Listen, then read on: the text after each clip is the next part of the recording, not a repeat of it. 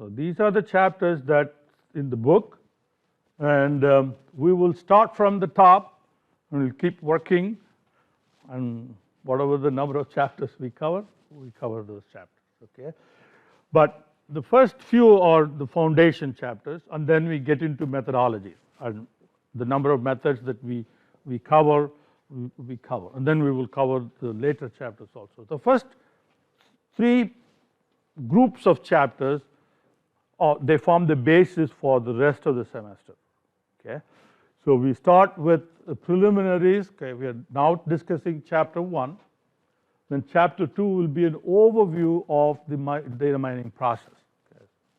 We'll talk about how do you read a data set, how do you prepare the data, and how do you come up with the model, and how do you analyze the data, and briefly. We're not going to go too deep into it. So to get an overview of the data mining process. Okay? Then there are a couple of exploration chapters. How do you, why do you need to do data exploration? How do you do it? Okay? So that would be your data visualization chapter, okay? And then the data reduction. So it's more like data preparation. Remember, to do the analysis, you have to prepare the data first. Okay? So that's the kind of topics that we're going to be talking about in part 2. Okay? Now, part 3 is performance analysis. When you're doing prediction or when you're doing a classification, how well is the model doing? Is the model complete crap, or is it doing something good? Is it useful to us? Okay? How good is the model? How many times it's making wrong predictions? Okay? And things like that. Performance measures. What are the metrics that we can use to measure how well the model is performing with respect to what it's supposed to do? So that's your evaluating the predictive performance. That's an extremely important chapter. Okay? And then we get into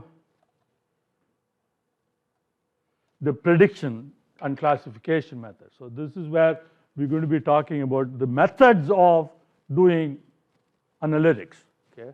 So there's a bunch of them. The first one is prediction, which is not classification really. Chapter 7, 8, 9, 10, 11, and 12, 2. These are all classification models, but they can also be used for prediction. So they can be both for categorical variables as well as continuous variables. And then chapter 13 is a way of combining all of that, and sometimes combining the output, the results coming from different models. You combine them, and you may be able to get better solutions. Okay, so that's chapter 13. I'm not sure whether we will cover all of them, because I do want to get it. So these are all supervised learning. Okay? I do want to get into unsupervised learning, so which is your association rules and cluster analysis. So they come at the end. So the mining relationship among records. So this will be unsupervised learning.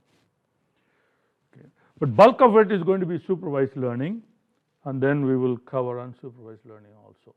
So depending upon how much time we need here, we will cut back on some of these methods, okay, as needed.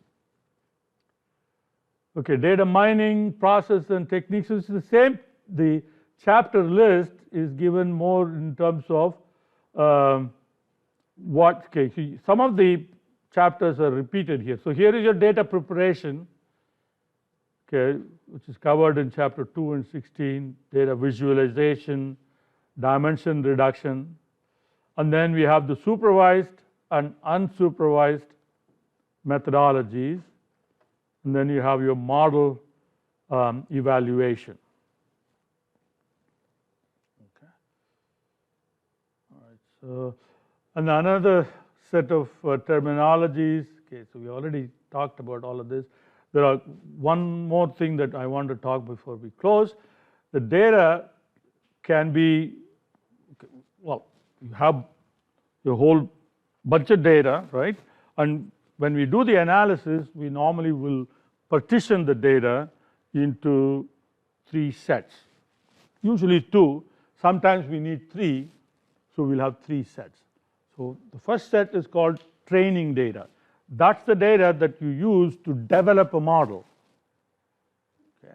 And then you have validation data. So the model that you develop, you apply that to the validation model to see how well it is performing with the validation data, because both the training data and the validation data will have all the predictor variables and the corresponding target variable value also in it.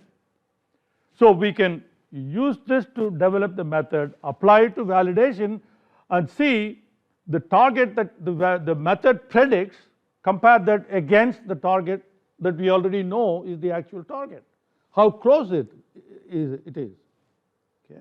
So that's your validation set, and sometimes you need the validation and the training to develop a model. In that case, you need a third set to evaluate the performance. So that would be the test. So test data. So we won't need test data every time. We need to split the data at random between training and validation. And then finally, once you have the data, once you have the model selected, okay, so now you've done all the analysis, you've done the performance comparison, you've selected a model. So now you want to apply the model. So you take it to production, you're implementing it for daily use. So new data comes in. Now this new data has all the values of the predictor variables, but they do not have the value for the target because it is new data. Now you score the data. So you take that, apply it to the model, and the model gives you a prediction. Then you take that and use it in your business analysis or business decision making. So the difference between score and the other 3, they have all the values for the predictor variables as well as the target. Okay. Whereas score data will have values only for the predictor variables. It does not have the target variable. That's the purpose. We are trying to predict what the target value is. Okay. All right. Hopefully, we'll have all these hiccups taken care of by next time, and we'll continue at that time. Okay. All right. See you on Thursday.